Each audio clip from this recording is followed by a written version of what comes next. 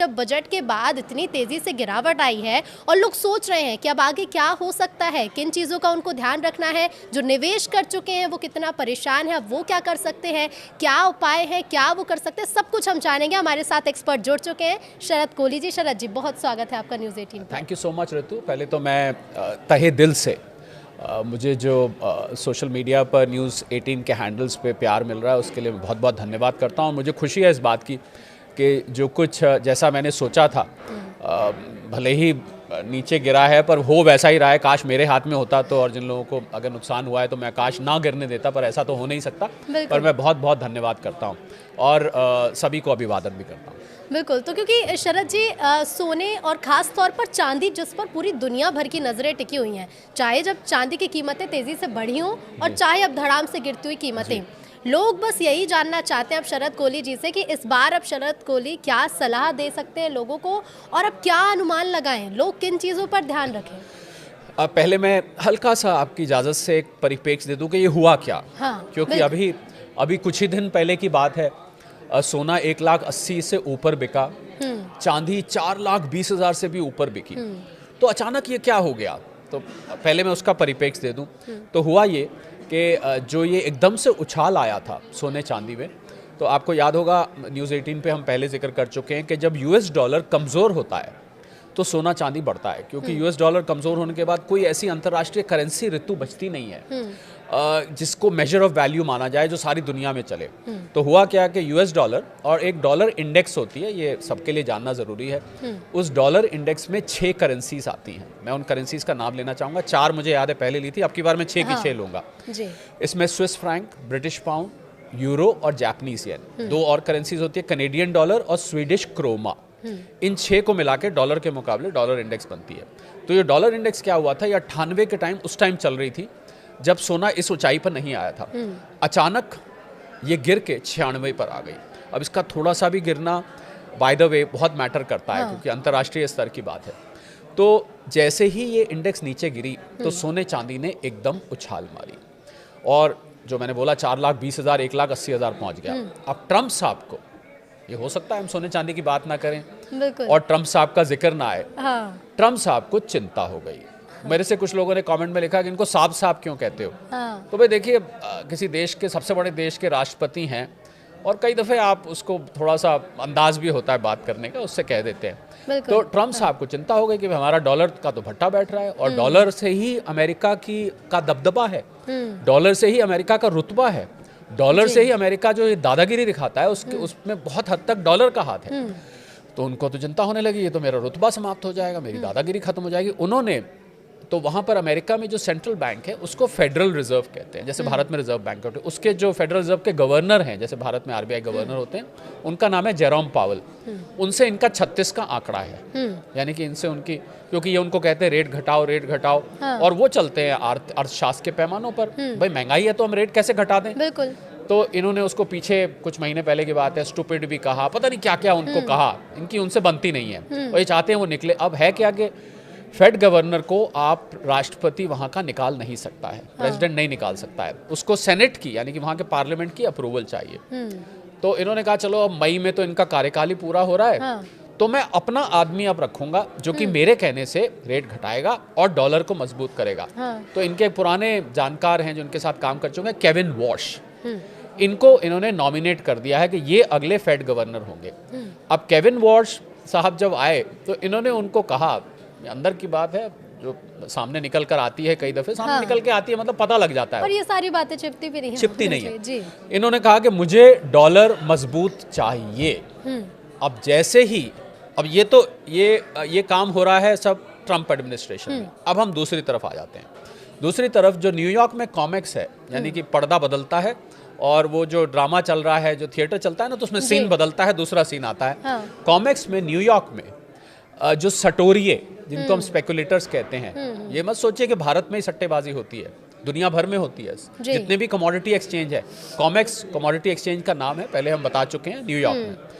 वहाँ पर 29 जनवरी को 28-29 जनवरी को मंथली कॉन्ट्रैक्ट की एक्सपायरी थी। ये सट्टेबाजी जब होती है तो उसका महीने में एक कॉन्ट्रैक्ट की डेट होती है, उस डेट को आपको अपने कॉन्ट्रैक्ट्स स्क्वायर अप करने पड़ते हैं, प्रॉफिट या लॉस बुक करना पड़ता है। इसमें फिजिकल सोने चांदी का लेन देन नहीं होता है। तो जब एक्सपायरी थी, तो अभी तक जो एक्सपायरीज हो रही थी हर महीने, उसमें ये लोग, एक कॉन्सेप्ट होता है ऋतु, मैं समझाना चाहूँगा बहुत संक्षेप में न्यूज़ 18 के सभी फॉलोअर्स, व्यूअर्स, सब्सक्राइबर्स को। इसको रोल ओवर कहते हैं। रोल ओवर का मतलब होता है कि अगर मेरा जनवरी का कॉन्ट्रैक्ट 28-29 को एक्सपायर हो रहा है, तो मैं उसको फरवरी में ले जाऊंगा, या मैं मार्च में ले जाऊंगा, अप्रैल में ले जाऊंगा। अभी तक ये कॉन्ट्रैक्ट रोल ओवर हो रहे थे, बल्कि रोल ओवर ही नहीं हो रहे थे, उसमें नए नए सटोरिये भी जुड़ रहे थे। अब जैसे ही केविन वॉर्श और ट्रम्प साहब के बीच ये हुआ कि भी केविन वॉर्श आ रहे हैं, डॉलर को मजबूत बनाएंगे, तो देखिए सटोरियों को क्या होता है, उनको हल्की सी एक खबर चाहिए होती है। बहुत इमोशनल और सेंटिमेंटल ट्रेडिंग की जाती है। जरा सी खबर हुई और भाव में बह गए। जैसे ही उन्होंने सुना, उन्होंने कॉन्ट्रैक्ट्स को रोल ओवर नहीं किया। इसका अर्थ ये हुआ, उन्होंने कॉन्ट्रैक्ट्स को वापस खरीदा नहीं अगले महीनों के लिए। तो जब आप नहीं खरीदेंगे, और कॉन्ट्रैक्ट एक्सपायरी को हम मार्केट की भाषा में बोलते हैं सौदे को काटना, उन्होंने अपने सौदे काटे। सौदे काटने का मतलब जो आउटस्टैंडिंग लॉन्ग कॉन्ट्रैक्ट्स थे, खरीदे हुए जो कॉन्ट्रैक्ट्स थे, उनको उन्होंने काटा, परंतु साथ में रोल ओवर नहीं हुआ। अब जब रोल ओवर नहीं हुआ तो खाली काटना काटना रह गया रोल ओवर के बिना। तो काटने का मतलब है बिकवाली, और ये बिकवाली बेइंतहा आई। इतनी आई कि $5602 तक जो सोना पहुंच गया था, यहाँ 1,80,000 भारतीय रुपए में जी। वो आज गिरकर, इस समय जब हम बात कर रहे हैं, आपका वीडियो शायद थोड़ी बहुत देर में ऑन एयर हो जाएगा, लेटेस्ट अपडेट भी बता देते हैं, करीब $4650 के आसपास घूम रहा है। सोचिए, करीब करीब $1,000 का फॉल, इतना बड़ा फॉल 1-2 दिन के अंदर मुझे नहीं याद आता कभी हुआ है। चांदी जो 4,20,000 रुपए क्रॉस कर गई थी, बहुत ज्यादा, वो गिरकर इस समय जब हम बात करें 2,40,000 पर MCX पर भारत में ट्रेड करिए। सोचिए कितना बड़ा फॉल, लगभग आधे के करीब आने की कगार पर, करीब उतना आने की कगार पर। इतना बड़ा फॉल 1980 के बाद इतनी छोटी समय में नहीं आया। तो अब क्या हुआ, जब वहां बिकवाली आई, तो एक आपको याद होगा, बच्चे खेल करते हैं ना ताश के पत्तों से, तो आप क्या करते हैं, वो ताश के पत्ते ऐसे खड़े करते जाते हैं, और खड़े करते जाते हैं तो क्या होती है, हवा का झोंका आता है, किनारे वाले पत्ते को गिरा देता है, तो सारे पत्ते धड़ धड़ करके ऐसे करके गिरते जाते हैं। बहुत अच्छा लगता है देखने में भी। उसको अंग्रेजी में बोलते हैं डोमिनोज इफेक्ट। तो डोमिनोज इफेक्ट का मार्केट में मतलब ये होता है कि जब बिकवाली इतनी बड़ी आती है, तो जो लोग नहीं भी कॉन्ट्रैक्ट को बेचना चाहते हैं, जिन्होंने फरवरी, मार्च, अप्रैल के कॉन्ट्रैक्ट, उन्होंने भी बेचने शुरू कर दिए।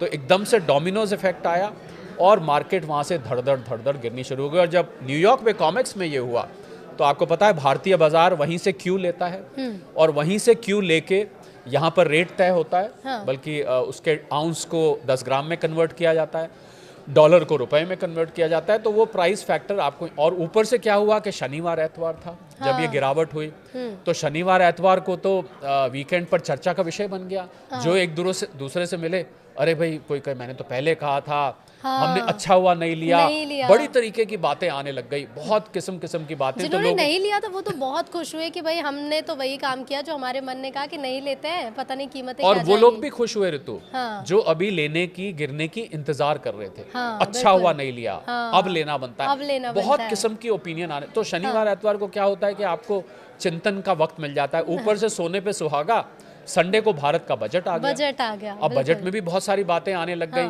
कहीं किसी विपक्ष के नेता ने स्टेटमेंट दे दिया, देखो सोना कितना महंगा हो गया था। ये बहुत किस्म की बातें वीकेंड्स पे चलती हैं, आपको पता है। तो इस कारण से ये हुआ। तो ये तो रहा आपके सवाल का। अब आपका अगला सवाल मैं वैसे पूछने का इंतजार करता हूँ, हालांकि मुझे पता है आप क्या पूछेंगे, पर फिर भी मैं इंतजार करता हूँ। बिल्कुल। अब अगला सवाल ये है कि जो लोग निवेश कर चुके थे जब चांदी और सोने के रेट हाईएस्ट पहुंचे, लोगों ने सोचा कि चलो महंगा हो गया है लेकिन इससे भी ज़्यादा महंगा होगा, तो इससे बेहतर खरीद लेते हैं, क्योंकि फिर जब हमारे बेचने का समय आएगा तो हमें फ़ायदा पहुंचेगा।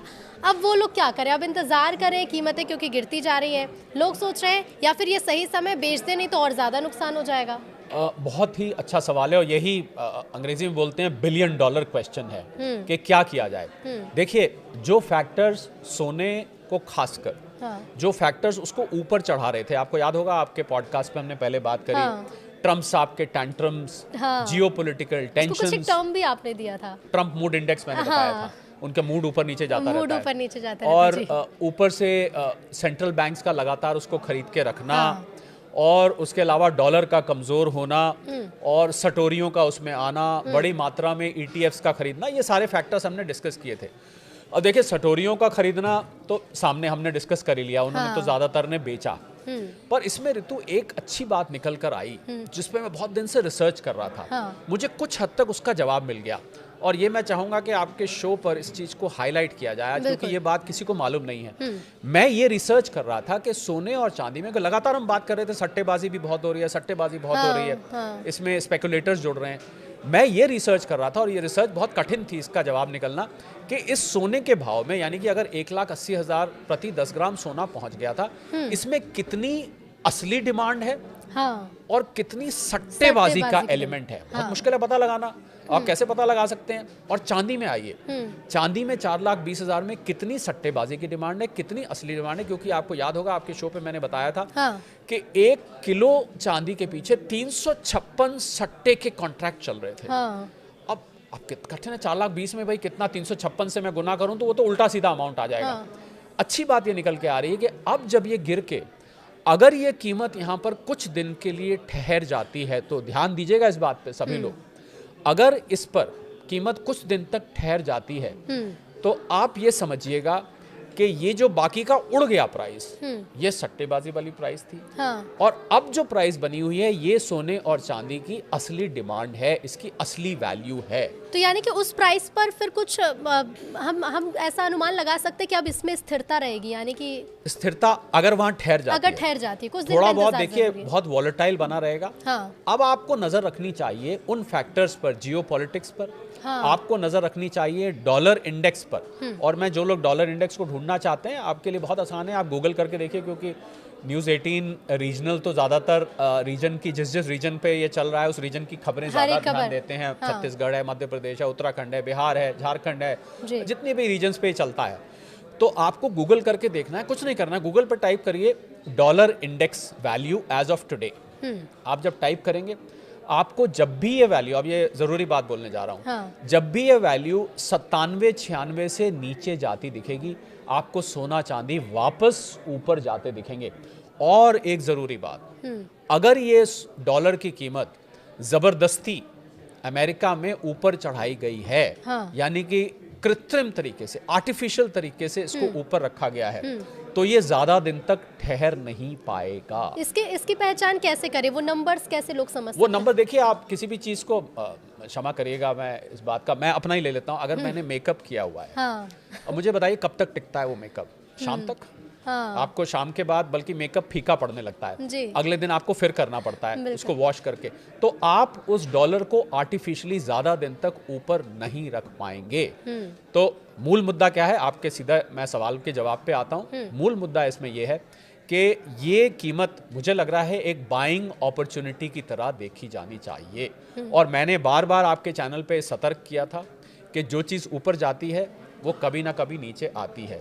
मैंने सट्टेबाजी से भी दूर रहने को कहा था, और मुझे अच्छी तरीके से याद है, आप पिछले वीडियो खोल सकते हैं, मैंने ये कहा था कि अगर आप सोने चांदी में निवेश करना चाहते हैं, आप ही के साथ में बैठा था, तो आप थोड़ा थोड़ा करके और लंबे वक्त के लिए निवेश करिए। आपका सवाल था कि जिन लोगों ने महंगा खरीदा है वो अब क्या करें? जिसने मान लीजिए 1,70,80,000 पे खरीद लिया है, वो तो फंस गया। उसको लगा कि मुझे तो नुकसान हो गया, मेरा तो जहां लुट गया। बल्कि वो लोग बहुत दुखी से रह रहे हैं, मतलब उनके बैक ऑफ द माइंड ना एक जैसे चुभन सी होती है। कई लोग थे ना शरद जी जिन्होंने अपना जो अगर बैंक में एफडी करा रखी है, कहीं अमाउंट है, वो तुड़वा के लोगों ने चांदी ली, प्रॉपर्टी बेच के ले ली, प्रॉपर्टी बेच के अपने म्यूचुअल फंड्स लिक्विडेट करके ले ली थी, शेयर मार्केट में शेयर्स बेच के ले ली थी, एफडी भी बिल्कुल आपने, और घर में कुछ कैश रखा था उससे ले लिया था, बैंक में सेविंग्स अकाउंट में पैसा रखा था उसकी ले ली थी। उनको अब क्या करना, देखिए मैं लॉस में बेचने की तो सलाह नहीं दूंगा, क्योंकि आपने अगर 1,80,000 पे खरीदा है, 1,70,000 पे खरीदा है, जितने पे भी खरीदा है, आज 1,40,42 पे हम बैठे हैं, तो आपका बहुत बड़ा नुकसान होगा। मैं आपको दिल से, हालांकि निवेश की सलाह अपने इन्वेस्टमेंट एडवाइजर से पूछ के लेनी चाहिए, परंतु एक जनरल व्यू ये कहता है कि आप इसको रख के बैठ जाइए। अगर आप रोज रोज कीमत देखेंगे तो आपको दुख होगा, बिल्कुल। और मैं नहीं चाहता हूं कि दुख हो, आप इसको लेके रख लीजिए। मुझे अभी भी ऐसा लगता है ऋतु कि ये कीमत यहाँ से वापस ऊपर जाएगी, क्योंकि जियोपॉलिटिकल टेंशंस ईरान के ऊपर और अमेरिका का हमला ईरान पर ऐसा लग रहा है आज हुआ, कल हुआ, आज हुआ, और खमीनाई साहब ने ईरान में धमकी दे दी है वापस। तो मुझे लग रहा है, और रशिया यूक्रेन का युद्ध कहीं से थमा नहीं है, बिल्कुल वो चल ही रहा है। खार्किव और कीव पे लाइट नहीं है। आप सोचिए, जहां पर -20 टेम्परेचर है, वहां पर बिना बिजली के वो लोग कैसे गुजारा कर रहे हैं। और रशिया ने साफ कह दिया है, या तो हमें ये सारा इलाका चाहिए, वरना कोई बातचीत में गुंजाइश नहीं है। यूएई में अमेरिका, यूक्रेन और रशिया मिल रहे हैं, बार बार कोशिश की जा रही है कि कोई रास्ता निकल आए, शायद ज़ेलेंस्की साहब मान जाएं अपनी ये ज़मीन छोड़ने के लिए। पर वो मानने वाले नहीं हैं। और भी जियोपॉलिटिकल टेंशन्स आपको यहाँ से बढ़ती दिखेंगी। तो मुझे लग रहा है कि आप इसको रख लीजिए, प्लीज़ लॉस में इसको मत बेचिए, मत देखिए कीमत को। यहाँ से अगर 1,40,000 की जगह 1,30,000 भी आ जाता है, 1,20,000 आ जाता है, कोई बात नहीं, थोड़ा सा वेट करिए, थोड़ा सा वेट करिए। थोड़ा सा हो सकता है 2, 3, 4 महीने, 6 महीने आपको वेट करना पड़े, पर कोई बात नहीं, आप इसको रखिए अपने पास। ये रिकवर करेगा यहाँ से, और रिकवर करके ऊपर जाएगा। ये सटोरियों का काम है। और सबसे इंपॉर्टेंट बात मेरे लिए, मैं क्यों कह रहा हूँ कि आपको रखना चाहिए, क्योंकि सेंट्रल बैंक्स जो दुनिया के जो सबसे बड़े खरीदार थे ऋतु, उन्होंने कहीं सोना बेचा नहीं है। जिन्होंने सबसे ज्यादा खरीदा था वो इसको रख के बैठे हुए हैं। तो ये साइन है कि आपने भी अगर गोल्ड या फिर सिल्वर में निवेश किया है तो अभी थोड़ा इंतजार करिए। बिल्कुल आपको इंतजार करना चाहिए, और इंतजार करके रख। और एक और मैं गुजारिश करना चाहूंगा, हाथ इसको रोज रोज कीमत को मत देखिए। जितनी बार आप कीमत देखेंगे ना, उतना दुख आपको उतना पहुंचेगा। आपको दुख होगा। इसको एक तरफ सोने के साथ सो जाइए, सो जाइए, मतलब इसको रख लीजिए और इसको एक तरफ रख के बैठ जाइए। लॉकर में जहां भी आप रखते हैं, ETF है तो उसको एक तरफ रख दीजिए। आपके ज्वेलरी है, गोल्ड है, कॉइन है, बार है, उसको अपने लॉकर वॉकर में बंद करके आराम से अपने काम पे ध्यान दीजिए। खाली सोना चांदी थोड़ी ना है जिंदगी में सोचने के लिए और डिस्कस करने के लिए। बिल्कुल। इसको लेकिन रखिए, शरद कीमत जी, रिकवर आपकी करें। एक बात मैं